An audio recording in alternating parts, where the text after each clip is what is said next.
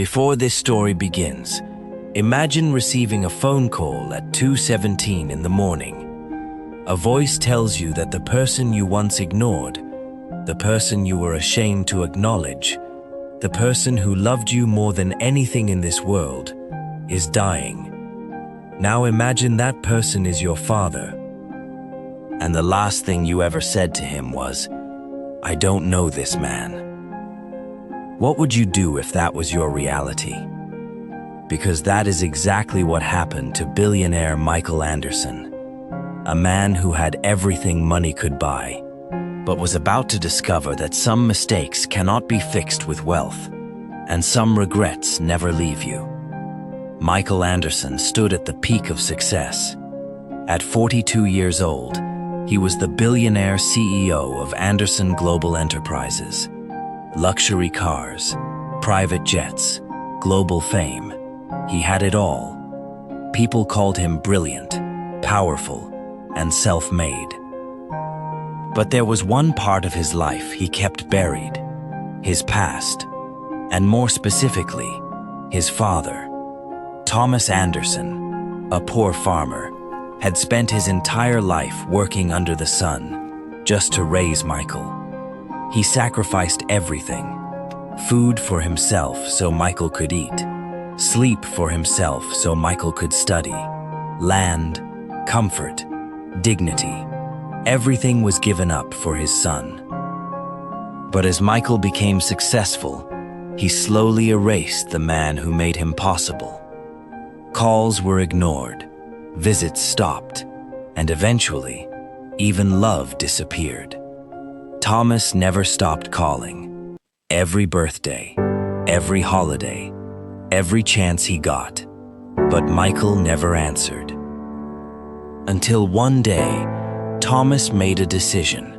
He went to see his son. Thomas stood in front of the massive Anderson Global Enterprises skyscraper.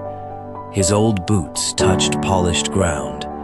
His worn jacket made him look out of place among luxury cars and glass buildings.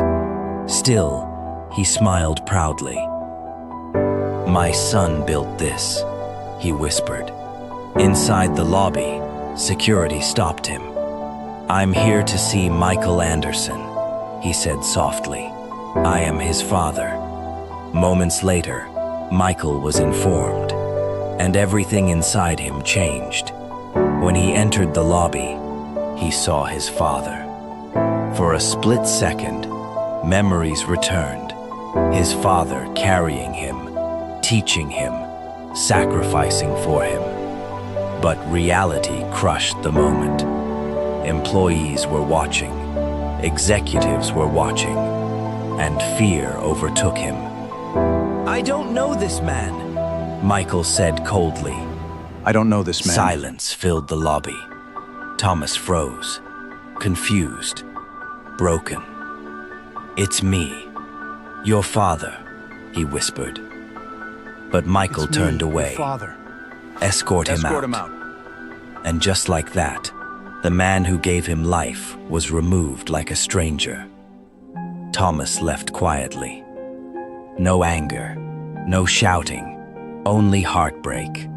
That night, something inside Michael began to break. Months later, at exactly 2:17 a.m., Michael received a phone call. Unknown number. He almost ignored it, but he answered. "Mr. Anderson, this is St. Mary's Mr. Hospital." Anderson, this is St. Mary's Hospital. His It's body your father. went cold. He suffered a massive heart attack. His "It's your condition is father." Michael froze. He suffered a massive heart attack. His condition is critical. And then came the truth. He also has advanced cancer. Michael couldn't breathe. His father had been dying all this time, and he never knew. Mr. Anderson, "I'm this is leaving St. Mary's now," Hospital. Michael It's your said, father. He suffered grabbing a his massive heart coat attack. His condition immediately. is critical. Before hanging "I'm up, leaving now." the There is something doctor he added, asked us to give you. "There is something he asked us to give you. A letter." Michael arrived at the hospital in a rush. A doctor handed him an old envelope with his name written in his father's handwriting. His hands trembled as he opened it. "My dear son," I have lived a beautiful life because I was your father." Tears filled Michael's eyes as he read. His father had followed his success from afar. He had loved him silently. He had forgiven him long before Michael ever asked for forgiveness. Then came the line that shattered him completely. "You were never self-made. You were loved-made." Michael broke down in tears in the hospital corridor, but the letter continued. His father had gone into debt, worked multiple jobs, destroyed his health, all to keep Michael's dreams alive. Even his first opportunity, his scholarship, was not just luck, it was love. It was his father opening doors quietly behind the scenes. Everything Michael believed about his success began to collapse. And then the final words came. "I forgave you the moment you turned away from me. But please, don't forget where you came from." At that moment, Michael stood up shaking and rushed toward the ICU. But it was too late. A nurse looked at him quietly and said, "I'm sorry, he's gone." Silence.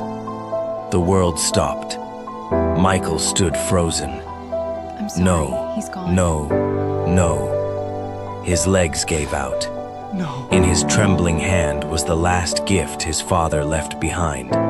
A wooden keychain engraved with 2 words, "My son." Michael fell to his knees in the hospital corridor and broke completely. For the first time in his life, wealth meant nothing, because the one person who loved him without conditions was gone, and he only realized it when it was too late. If this story touched you, don't forget to like, share, and subscribe for more emotional stories that remind us what truly matters in life. And take a moment today to appreciate the people who sacrificed for you while you still can. Because not all goodbyes come with a warning. They come too late. The end.